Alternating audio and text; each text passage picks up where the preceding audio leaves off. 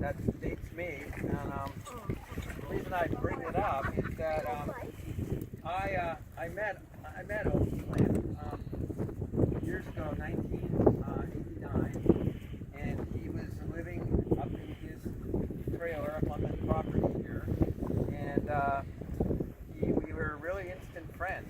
I was coming in every night in those days because the farm, I was the biggest fool in the world. I started a shellfish farm in September.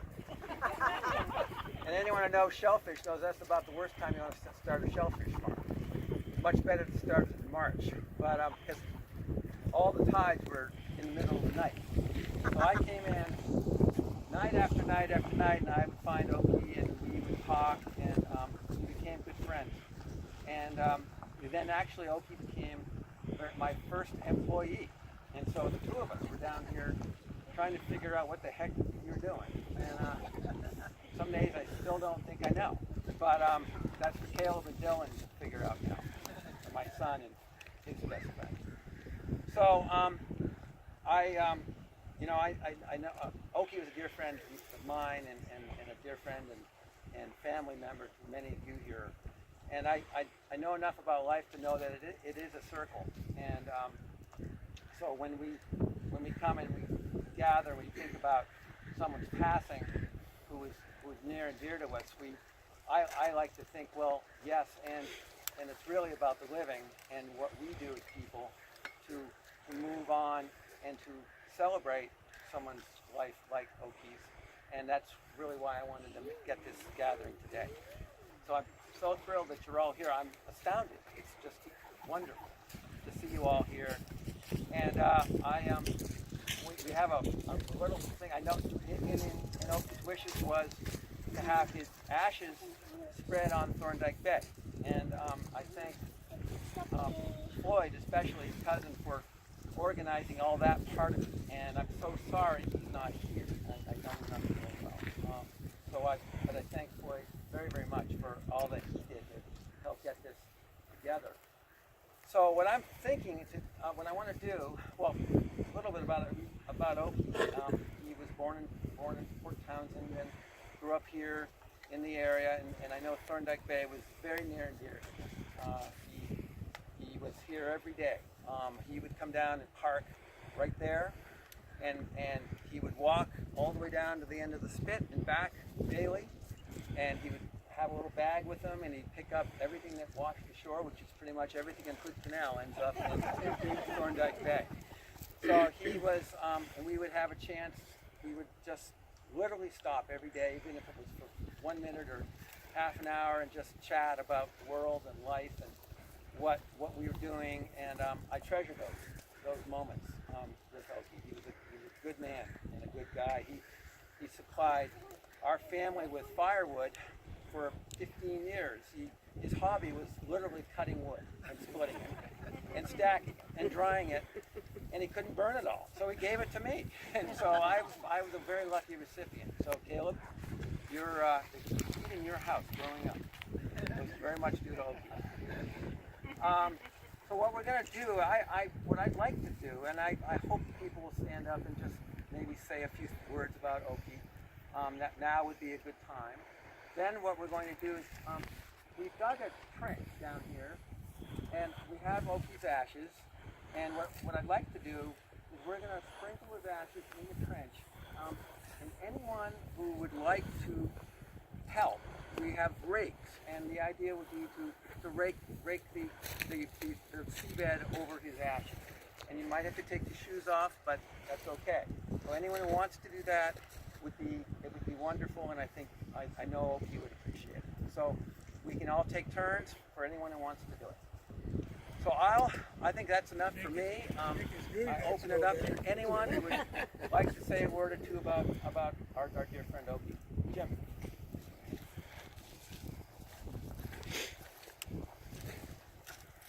One thing I would particularly want to bring to attention is thank you, Joss, for putting this together.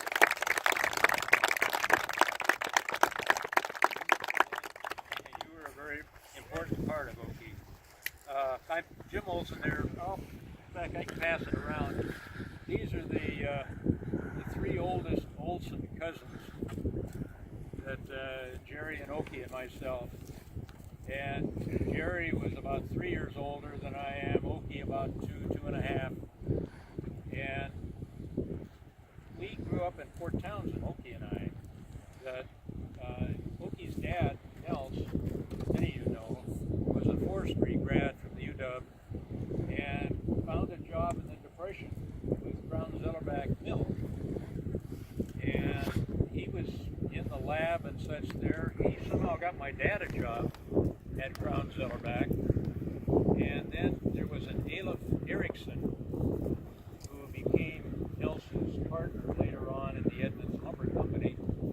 And Alef came over from Sweden not being able to speak English, so they had him, he was a couple of bachelors, my dad and Alef, so they put him with my dad, Ole, so that Alef would learn English. Well, my dad learned Swedish. And in the early part of the war, Nels and their family moved from Port Townsend to Edmonds. And I don't know at what time Nels bought into the Edmonds Lumber Company. And he and Alef at some point were partners in the Edmonds Lumber Company. Okie then grew up in Edmonds and went from there on to UW. And he was in business school, and I think it was in retailing. And he went on to his Army ROTC, ended up in Korea running a warehouse, I think in Seoul. And then, after getting out of the service, he bought a little Beetle Volkswagen, and he started his career making garment hangers. It was a round tube that fit the inside of the roof of a Beetle. And then he started making steps for a Volkswagen bus. His dad had a Volkswagen microbus, and these steps fit on the end of the front bumper so you could climb up into the cab. And he started Okerberg Products. That's his middle name, Okerberg. Is Okie Okerberg. It was really Okerberg, but he always went by Okie. And then he took on other parts. He was subcontracting a lot of other business, but in order to support his business, he started selling tickets for the Washington State ferry system. And for years, he worked for the ferry, mainly there on the Edmonds dock. And then his dad, Nels, some of you were here, passed away at his 80. He was 80 years old, and he was here at Thorndike, up at the main house in Thorndike. And there's a lot of history. Goes back. Okie ended up with 11 acres, as I remember, of land mainly up above. And at some point, Okie owned a little bit of the beach, and that ended up going to Joth. And it's this gathering. I don't know when the last time we had a reunion. I'm thinking it was 97 or 98, but Okie was the glue that held together the Olson family. And thank you for continuing.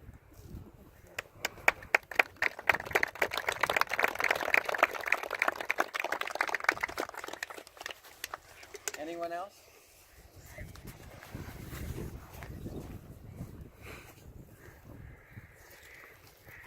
Every family has a favorite cousin. Okie was one. Oh, sorry. That picture that is circulated, thank you, Jim, for bringing that up, was an inspiration to me to be mostly bald, as are most of the Olsons. And want to say I want to thank you and Joff particularly for showing up for this great thing.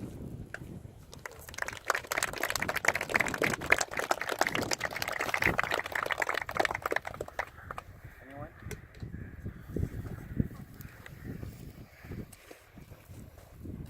I'm Kathy Olson Neal, and we always made sure, was it the last weekend every July, that we were here. I mean, it was on your calendar, you came with your parents. When you grew up, you brought your kids. And Okie made it so special. He spent so much time clearing all the land every summer. He had lots of places to camp and play, and he was always either throwing shoes, he loved to throw horseshoes, or he was sitting there with a big smile on his face watching all the kids play. And, you know, it was just a blessing that he did that for us.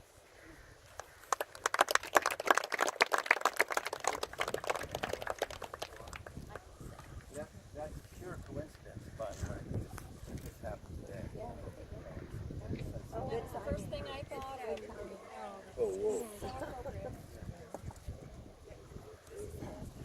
Yeah, please.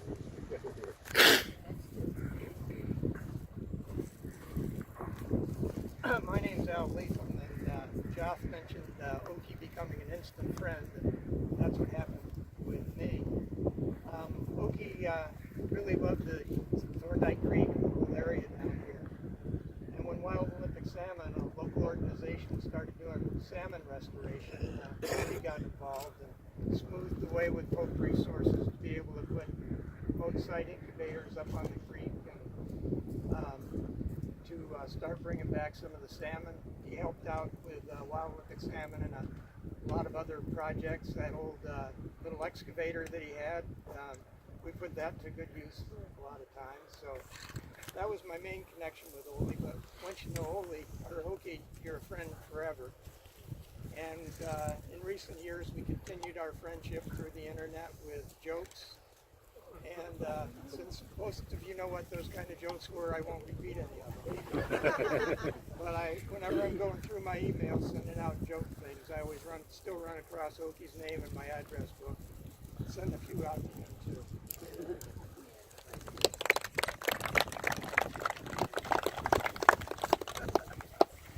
Gosh, I'll probably stumble around here, but because I'm probably the youngest one of all the people as far as knowing Okie. I bought this property and I have a road that barely made it down the hill to my house. So I've had a lot of contractors come in and help me build the road up. And I was real protective because I'm originally Washington. Excuse me, I was in California. But I moved back here and being very protective of my property and being down, I call it down the hole because there is nobody around me right now. So any strange vehicle that came down my road, I was very interested in. And that's how I met Okie. He's coming down to check on his property, and I said, introduced myself, and I said, may I help you? You know where you are. So yeah, he was a short friend, but a dear friend. And I thank you for inviting me. You're welcome.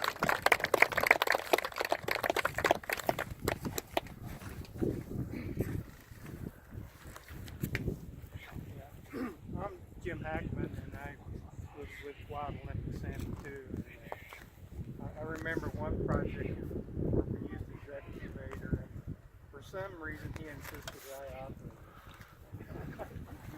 But that was a good experience for me because later he run his excavator and bulldozer for building my house. So it was just I think I put the nail a few sheathing on his house.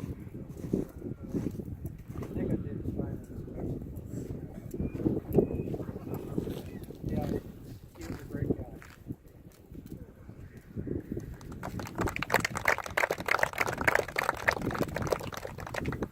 We are the partners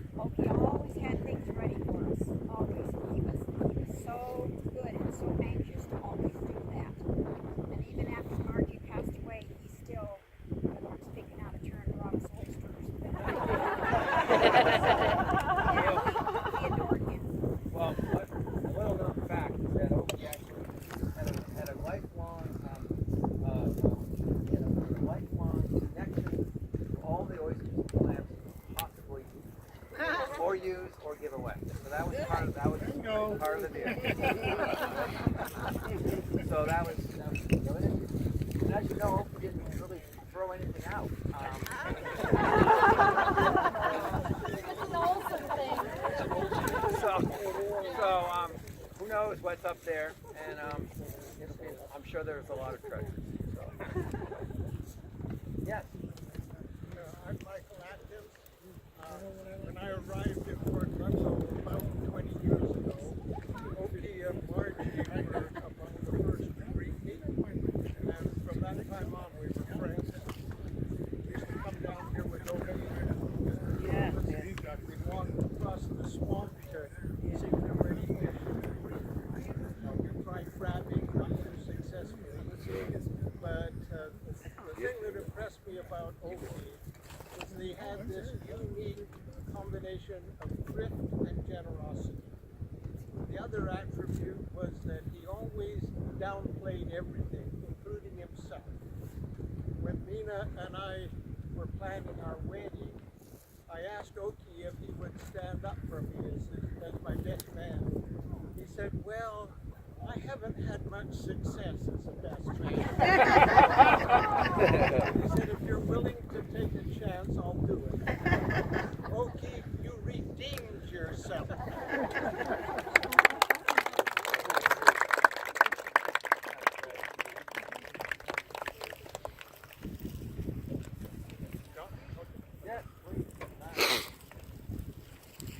So I'm Kyle Peltonen, and I guess I can say I knew Oki all of my life because and the hair's already getting a little thin, so it's not like us just a couple of years now.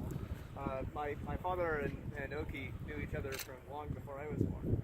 I think Oki gave me my first real job working down at the metal factory. I think I even drilled a few of the holes in those Oki steps at one time or another. And I think he might have even written a recommendation for me to go to college based on how good a worker I was there. I still come down here every year at least once because I'm one of the crazy ones that with my family that does the gooey duck digging. So you can find me on some low tide out there laying in the mud every year, and maybe even continuing for a few years. I remember all sorts of things about Oki. I remember the lutefisk dinners that we would have every Christmas. It was a family tradition. Not sure I can say I liked it, but I got used to the taste. You know, I could always trust that Oki was going to have when I came over here or saw him at Christmas, he was always going to have some new tool to show me and some interesting new toy that he bought. You know, they never quite worked out, but they were always fun to play with, and he was someone that was full of projects and ideas, and I really loved that. So I'll miss him.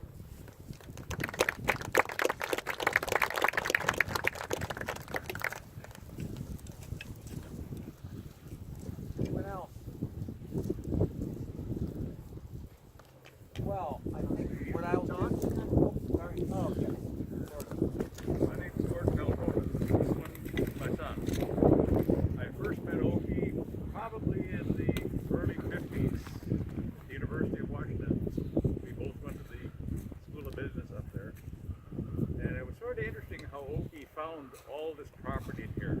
We used to go over to Winthrop, grouse hunting. I did a lot of deer hunting over there. And one time Oki was over there when I was there, and he picked up a hitchhiker on the road, and they started talking, and it was turned out this person knew quite a bit about Thorndyke Bay, which Oki's never seen before. That's how Oki found it. He came down with this stranger, originally bought the place which Henry Halverson used to live.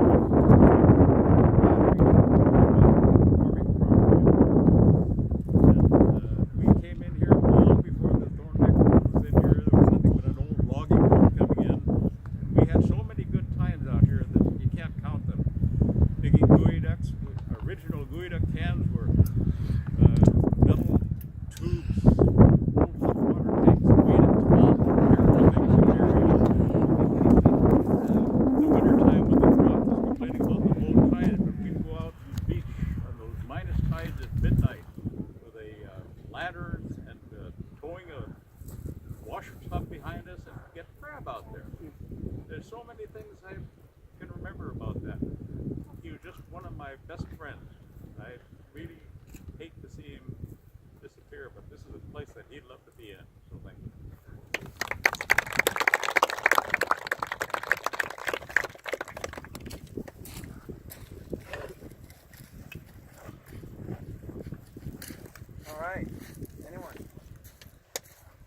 Good. Well, I will miss Okie, and I think we all will. I know we all will.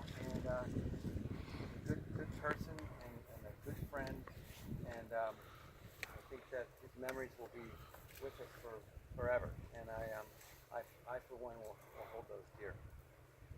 I want to invite anyone who would like to follow me down to the trench to maybe we'll inter Okie's ashes, which was his wish to be spread here at Thorndike.